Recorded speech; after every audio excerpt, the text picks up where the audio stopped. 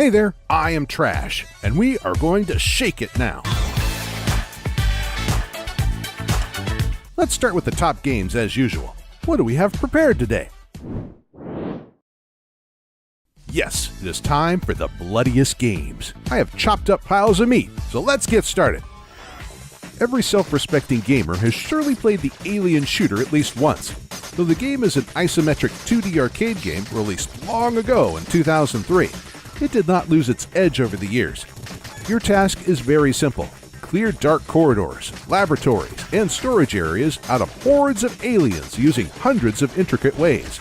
In a matter of seconds, countless crowds of opponents will turn into tons of meat and blood just covering the screen. Kawaii Killer is an incredibly fun and bright arcade game where you will need to cut cute forest animals, just like in Fruit Ninja. But every animal requires a special approach. You can smash a fox and cut a hare in half, but in order to kill a skunk without touching it so as you don't get stinky, you need to circle it with your finger to choke it off. The game is incredibly well done, cheerful, and puts you in a good mood. All of our viewers have probably heard about this surgeon simulator.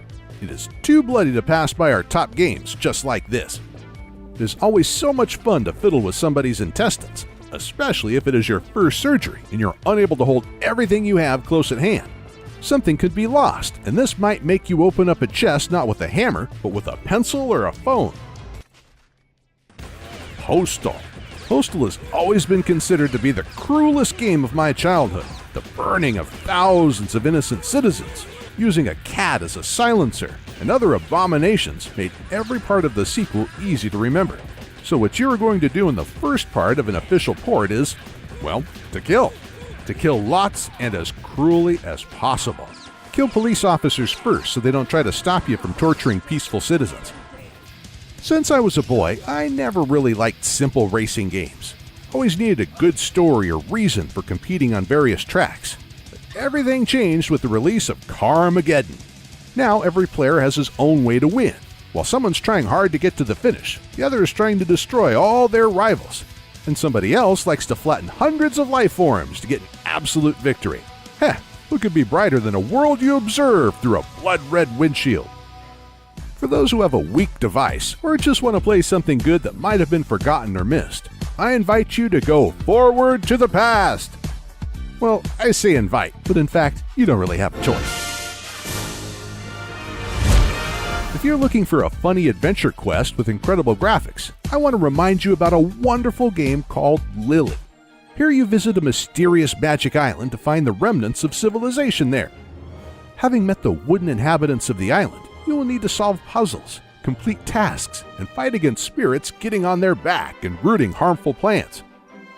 During the game, you will play interesting mini-games and upgrade your hero's abilities in order to cope with harder tasks and bosses. And now, let's continue with dessert, Game of the Week.